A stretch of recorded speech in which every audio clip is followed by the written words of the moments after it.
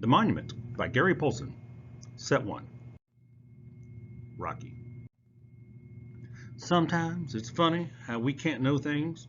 I get cranky about that, but I'm always getting that way about something or other, so it doesn't matter. But it's still funny.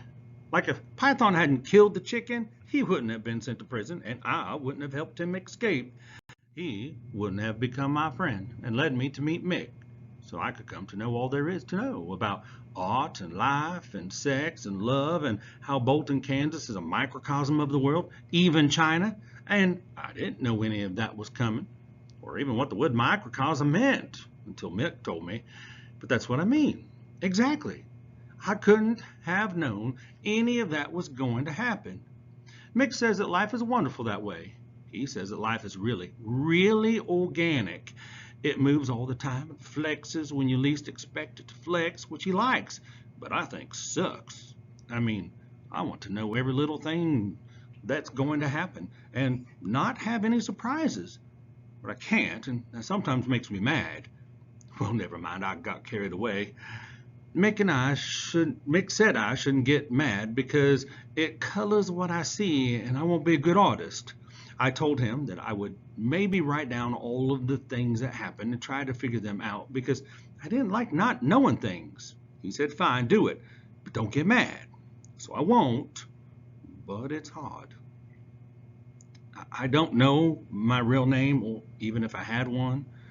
When I was a baby, my mother left me in the backseat of a police car in Kansas City, Kansas, and I don't remember name, place, what she was like, none of it. I don't even know if it was true, except that the sisters at Our Lady of the Bleeding Redemption Orphanage told me that, and they aren't supposed to lie, so maybe it's true. Well, they named me Rachel Ellen Turner, the sisters, but I got the nickname of Rocky because I threw rocks to make up for being small. I lived at Our Lady until I was 9 years old, and I didn't think there was any way that I would be adopted. I didn't have many friends because about the time you got to know somebody, they would get adopted, and I didn't because of my color in my left leg. Oh, they said it was for other reasons. There always was some excuse, but it was really my color in my left leg.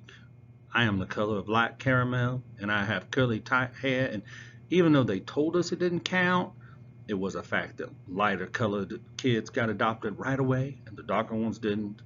Along with that was my leg. When I was born, I guess my mother drank or smoked or did drugs or something, and my left leg didn't grow right.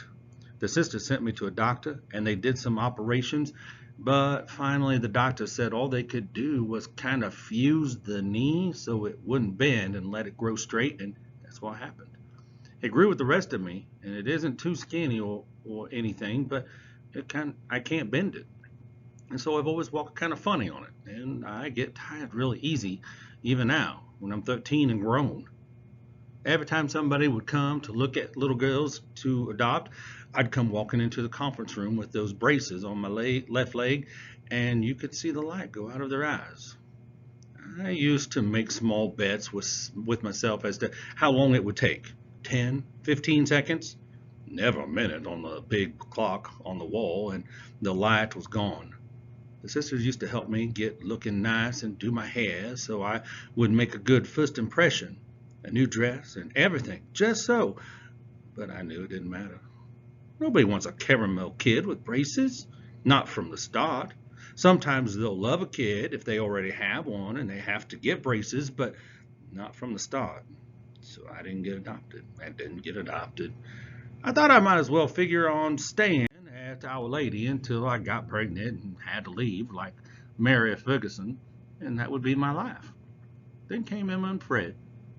4 days after my 9th birthday, Sister Jean Autry, her real name was Sister Eugene, but we saw an old cowboy movie on television once, and she looked just like the cowboy who was named Jean Autry. When she came into my cubicle where I was reading a book about horses, I always wanted a horse, and sometimes when I was reading I could think I owned a horse, and it was nearly real. I drew pictures of horses from magazines, and sometimes I could almost think I was riding them. Well, not really, but close. Quick, clean up, Sister Jean Autry told me. Hurry! Why? They're back. The Hemsfelds are back, and they really want to see you. She pulled at my hair. Hurry! We want you to look good because, well, just because. Because these people were the first ones to actually come back after seeing me with my leg brace. That was why, but I didn't say anything and let her comb my hair out and tried to get me looking nice.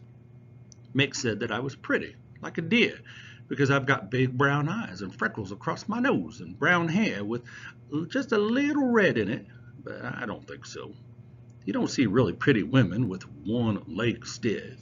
Even though he swore it didn't make any difference, it did because it was in my head that way, that I couldn't be pretty with a bad leg.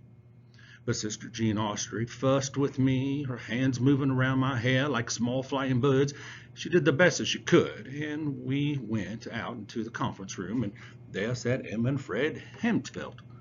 And of course, I thought of the Flintstones right away, even though they didn't look at all like the Flintstones.